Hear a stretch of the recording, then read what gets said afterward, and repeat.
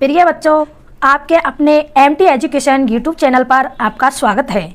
तो बच्चों, इससे पहली वीडियो में आपको हमने हिंदी के सिलेबस के बारे में बताया था। तो बच्चों, आज हम यहाँ हिंदी के सिलेबस का पहला चैप्टर हिंदी वर्णमाला को पढ़ाएंगे। तो साथियों, हो जाओ तैयार और आगे चलते हैं। हिंदी वर्णमाला।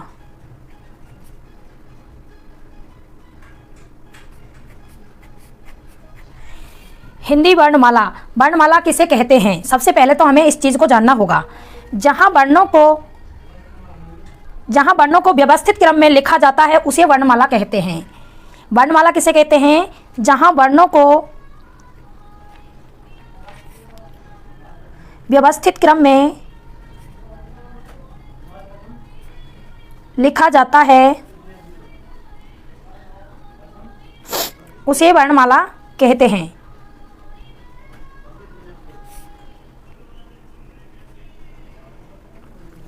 तो देखो बच्चों, जहाँ वर्णों को व्यवस्थित क्रम में लिखा जाता है उसे वर्णमाला कहते हैं।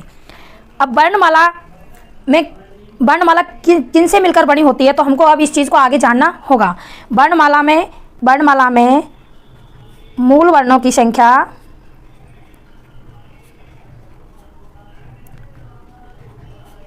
44। अब मूल वर्णों की संख्या वर्णमाला में 44 होती है, जो दो भागों में विभक्त होती है। पहला है स्वर और दूसरा है व्यंजन। हिंदी वर्णमाला में स्वरों की संख्या होती है 11 और व्यंजनों की संख्या होती है 33। अब हिंदी वर्णमाला में स्वर वर्ण होते हैं कितने? 11। हिंदी वर्णमाला में स्वरों की संख्या 11 होती है, जो इस प्रकार से है: ए, आ, ई, ओ, री, ए, ऐ, ओ, औ। स्वरों की संख्या 11 होती है, जो ए, आ, ई, ओ, री, ए, ऐ, ओ, औ। अब इसमें भी स्वरों को दो भागों में बांटा गया है। तो स्वर के भेद कितने बताए हैं इसमें? 2 स्वर भेद 2 होते हैं। पहला है मूल स्वर और दूसरा है संधि स्वर। इसी को हम दीर्घ स्वर भी बोल सकते हैं, दीर्घ स्वर, और इसको ह्रस्व स्वर बोलते हैं। तो मूल स्वर या ह्रस्व स्वर कौन कौन से हैं? ए, ई, ओ, री। और दीर्घ या संधि स्वर आ, ई, ओ, ए, ऐ, ओ, औ। इस प्रकार मूल या ह्रस्व स्वर की संख्या होती है कितनी? 4। और संधि स्वर या दीर्घ स्वर की संख्या होती है कितनी? 7। अब देखो, इनको हम संधि स्वर या दीर्घ स्वर क्या कहते हैं। अब इसको हम बता रहे हैं। जैसे ये आ है, आ, तो ये बना है मूल स्वर ए प्लस ए बराबर आ। तो ये ए प्लस ए के योग से बना है, इससे जुड़कर बना है, जुड़कर आ बना है, इसलिए इसको दीर्घ स्वर या संधि स्वर कहते हैं। इसी प्रकार बड़ी ई है, ये ई प्लस ई से मिलकर बना है बड़ी ई, इसलिए इनको हम सजातीय दीर्घ स्वर भी बोल सकते हैं। सजातीय दीर्घ स्वर किसको कहते हैं? आ और बड़ी ई को। इसी प्रकार आगे, हाँ, इसमें ऊ और है, ऊ बड़ा, ऊ प्लस ऊ बराबर ऊ। अब इसी प्रकार है ए, ऐ, ओ, औ। अब ए बना है ए प्लस ई से मिलकर, ऐ बना है ए प्लस ए से मिलकर, ओ बना है ए प्लस ऊ से मिलकर, औ बना है ए प्लस ओ से मिलकर, औ। अब इनको क्या कहेंगे हम? विजातीय संधि या दीर्घ स्वर। तो बच्चों आप इस चीज को क्लियर कर लीजिएगा, ए प्लस ए मिलकर बना है आ, और ई प्लस ई मिलकर बनी है बड़ी ई, छोटा ऊ प्लस छोटा ऊ मिलकर बना है बड़ा ऊ। तो ये मतलब इनको हम सजातीय बोलते हैं, क्योंकि ये एक जैसे ही स्वर वर्णों से मिलकर बना है, तो इनको हम क्या बोलते हैं, सजातीय दीर्घ स्वर। और इसी प्रकार जैसे ए प्लस ई मिलकर बना है ए, तो ये मतलब समान स्वर से नहीं बना है, अलग अलग स्वर से मिलकर बना है, इसलिए इनको हम क्या बोलते हैं, विजातीय स्वर। ऐसे ही ए प्लस ए बराबर बना है आई, ए प्लस ऊ बराबर बना है ओ, ए प्लस ओ बराबर बना है औ, इनको हम क्या बोलते हैं, विजातीय दीर्घ स्वर, क्योंकि ये अलग अलग स्वरों से मिलकर बना है। अब यहाँ पे बच्चों प्रश्न बनता है कि निम्न में से, प्रश्न यहाँ पर हमारा आ सकता है कि निम्न में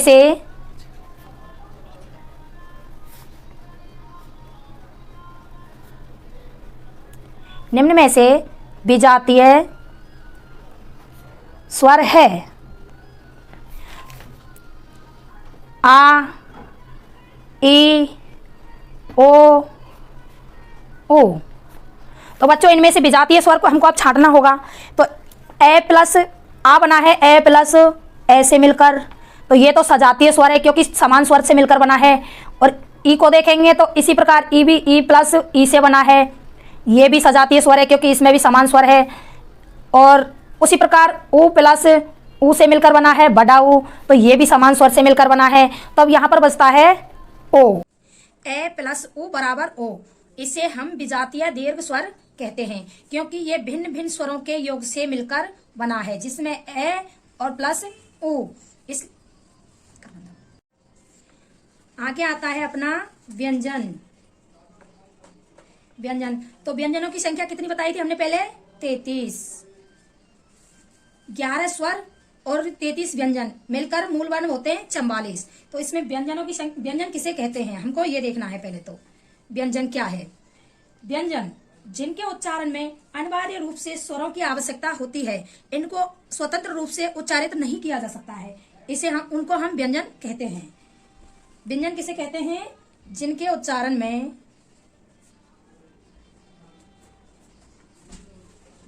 अनिवार्य रूप से स्वरों की आवश्यकता होती है, अर्थात व्यंजन वर्णों को बिना किसी स्वर की सहायता से उच्चारित नहीं किया जा सकता।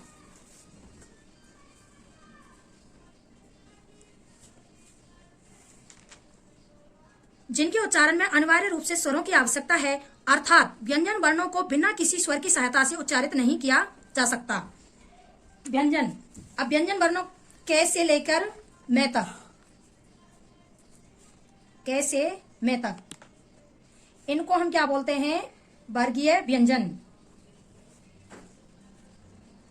अब कैसे लेकर मैं तक इनको हम वर्गीय व्यंजन क्यों बोलते हैं, तो कैसे लेकर मैं तक हम इनको वर्गीय व्यंजन इसलिए बोलते हैं कि क वर्ग, च वर्ग, ट वर्ग, त वर्ग, प वर्ग, ये 5 वर्ग होते हैं।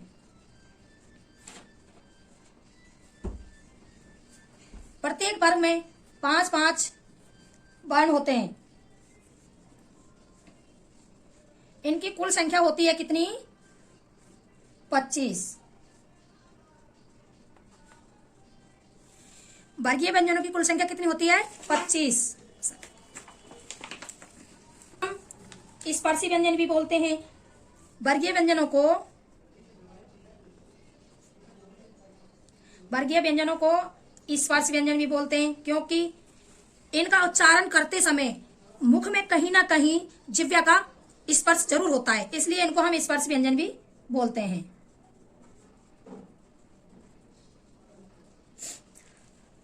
अब स्पर्श व्यंजन में देखो, जैसे क वर्ग है, क वर्ग उच्चारण स्थान के अनुसार इनका विभाजन किया गया है। क वर्ग है तो इसका है कंठ से उच्चारण होता है इसका। च वर्ग है इसका होता है तालु से।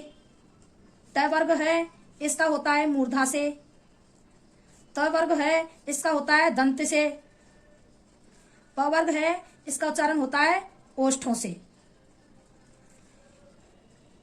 उच्चारण स्थान के आधार पर देखिए, क वर्ग का उच्चारण स्थान होता है कंठ, च वर्ग का स्थान होता है तालु, ट वर्ग का स्थान होता है मूर्धा, त वर्ग का होता है दंत, प वर्ग का होता है ओष्ठ। अब के साथ साथ ही ये 25 वर्गीय व्यंजनों के साथ ही और भी व्यंजन होते हैं। ये तो 25 हो गए, तो फिर और 4 अंतस्थ व्यंजन है। अंतस्थ व्यंजन, अब इनको अंतस्थ क्यों बोलते हैं, पहले तो हमको ये जानना होगा। अंतस्थ मतलब मुख के बीच में, मुख के बीच में इनको उच्चारित किया जाता है। इनकी संख्या है 4। य, व, र, ल। अंतस्थ व्यंजन कौन कौन से हैं? य, व, र, ल। इनकी संख्या हो गई 4। ऐसे ही आगे है ऊष्म व्यंजन, ऊष्मीय व्यंजन। इनकी भी संख्या कितनी है? 4। तो ये है स है। ऊष्मीय व्यंजन कितने हैं? 4। कौन कौन से हैं? स है। अंतस्थ व्यंजन, इनको हम अर्धस्वर भी कहते हैं। क्योंकि अर्धस्वर इनको क्यों कहते हैं? यह की उच्चारण स्थान है तालु, जो कि ई का उच्चारण स्थान होता है। व का उच्चारण स्थान होता है ओष्ठ, जो कि ऊ का उच्चारण स्थान होता है। रे का होता है क्या? मूर्धा, जो कि ऋषि का, रे ऋषि का उच्चारण स्थान होता है। और ले का उच्चारण स्थान होता है दंत, जो कि री का स्थान होता है। इनको हम अंतस्थ व्यंजनों को क्या बोलते हैं? अर्धस्वर।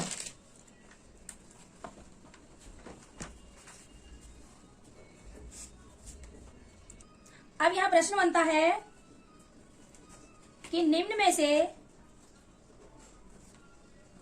में से अर्धस्वर है।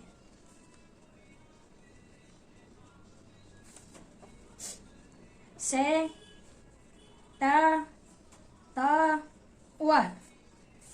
निम्न में से अर्धस्वर है, तो इसमें से हमको अर्धस्वर को छांटना होगा। तो हमने पहले देखा था कि अर्धस्वर हम किसको बोलते हैं? अंतस्थ व्यंजनों को। अंतस्थ व्यंजनों को ही हम क्या बोलते हैं? अर्धस्वर। तो इसमें से अंतस्थ व्यंजन कौन सा है? से ऊष्मीय व्यंजन है, ट मूर्धन्य है, त दंतीय व्यंजन है। तो इसमें से अंतस्थ व्यंजन कौन सा बताया हमने आपको? व। तो इसी को हम क्या बोलेंगे? अर्धस्वर। ठीक उसी प्रकार निम्न में से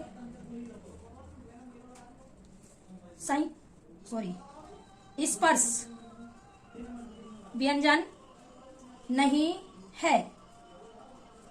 हमको स्पर्श व्यंजन को छांटना होगा इनमें से। तो देखिए, स्पर्श व्यंजन हमारे वर्गीय व्यंजन होते हैं। स्पर्श व्यंजन कौन से होते हैं? हमारे वर्गीय व्यंजन।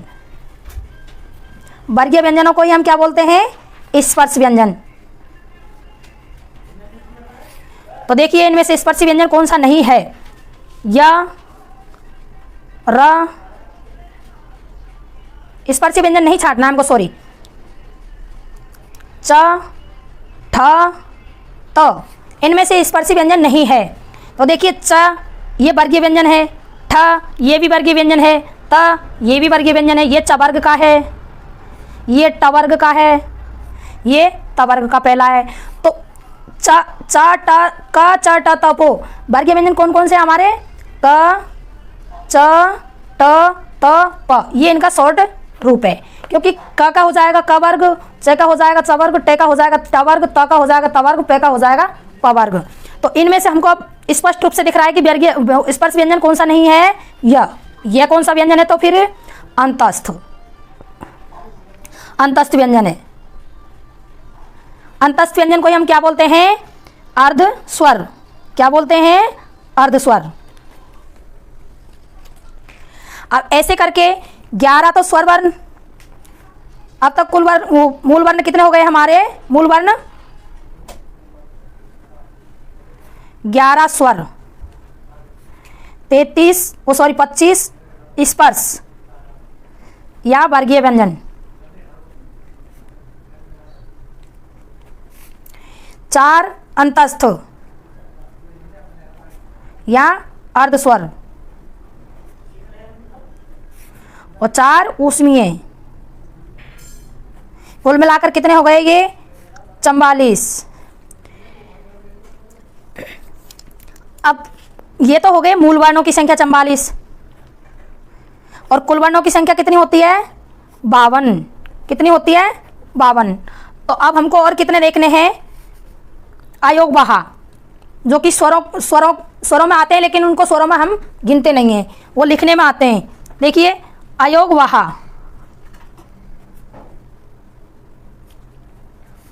अब अयोगवाह हम कहते किससे हैं? पहले हमको ये जानना होगा। तो अयोगवाह हम उसको कहते हैं वे ध्वनियाँ जिनका मूल वर्णों के अंतर्गत सम्मिलित न करके कुल वर्णों के अंतर्गत किया जाता है। वे ध्वनि अयोगवाह वे ध्वनियाँ जिनको मूल वर्णों के अंतर्गत तो सम्मिलित नहीं किया जाता है, लेकिन कुल वर्णों के अंतर्गत सम्मिलित किया जाता है। अयोगवाह की संख्या होती है कितनी? 2। इनकी संख्या कितनी होती है? 2। अब ये कौन कौन से होते हैं, अब हम ये देखेंगे। अयोगवाह में जैसे ए के ऊपर बिंदु लगा होता है, एक तो ये होती है, और ए के पीछे विसर्ग लगा हुआ है, एक ये होती है। तो इसको हम क्या बोलते हैं? अनुस्वार। और इसको क्या बोलते हैं? विसर्ग। इन दोनों को अयोगवाह वर्ण बोलते हैं। क्योंकि अब इसकी हमको ज़रूरत क्यों पड़ी, अब हमको ये देखना है। वैसे इनको है ना मूल ध्वनियों में तो इनको सम्मिलित नहीं किया गया, लेकिन इनको कुल वर्णों के अंतर्गत सम्मिलित किया गया है। क्योंकि जैसे हमको संगत लिखना है, तो अब इसको हम संगत लिखेंगे कैसे? से के ऊपर बिंदु लगाएंगे, उसके बाद में संगत, ऐसे होगा। ठीक वैसे ही हमको लिखना है संसार, तो इसमें हमको बिंदु लगाना हुआ। और उसी प्रकार विसर्ग की भी देखो, जैसे हमको लिखना है दुख, तो इसमें विसर्ग लगाना हुआ। हमको लिखना है मनोकामना, मन है कामना। अब हम मनोकामना को अगर यूं लिखते हैं तो ये गलत होता है, ये मनोकामना गलत होता है, बल्कि मन कामना ये सही होता है। अयोगवाह के बाद में आता है हमारा ताड़न वर्ण। अब ताड़न वर्ण क्या होता है? जैसे हम उसका उच्चारण करते हैं तो हमारी जिह्वा है उच्छिप्त होती है, जिह्वा एक साथ दूर होती है। जैसे इसमें है ड के नीचे बिंदु लगा होता है, और ढ इसके नीचे भी बिंदु लगा होता है। इनकी भी संख्या कितनी है? 2।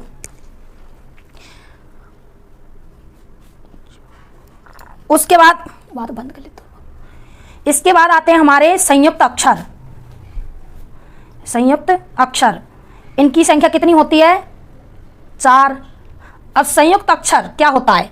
संयुक्त मतलब जुड़ना या मिलना, मतलब अलग अलग शब्दों, अलग अलग वर्णों से मिलकर बनते हैं। हिंदी वर्णमाला में इनकी संख्या कितनी होती है? 4। अब देखिए कौन कौन से होते हैं ये? छ, त्र, ज्ञ और श्रय। अब देखिए किन किन से मिलकर बना होता है, बने होते हैं। तो 6 बना है क, षटकोण वाला स और ए। क स ऐसे मिलकर बना है क्या? 6। और त्र किस किस से मिलकर बना है? त, र, अ। त, र, अ, इनसे, इन तीनों से मिलकर बना है त्रय। वैसे ही ज और य से मिलकर बना है ग। ठीक वैसे ही से और र पूरा, इससे मिलकर बना है श्रय। अब हिंदी वर्णमाला के हिंदी वर्णमाला के कुल वर्णों की संख्या 52 होती है।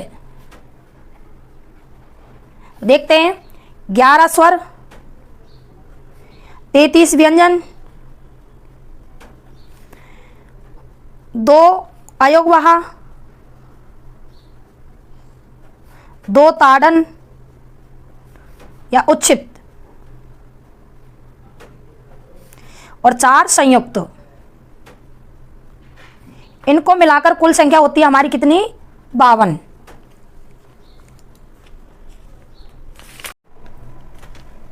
तो बच्चों आज हम इस वीडियो को यहीं पर समाप्त करते हैं। तो पीटीईटी एंड बीएसटीसी 2023 से संबंधित वीडियो देखने के लिए, हमसे जुड़े रहने के लिए हमारे चैनल को सब्सक्राइब करें, लाइक एंड शेयर करें और कोई भी डाउट हो तो कमेंट जरूर करें। धन्यवाद।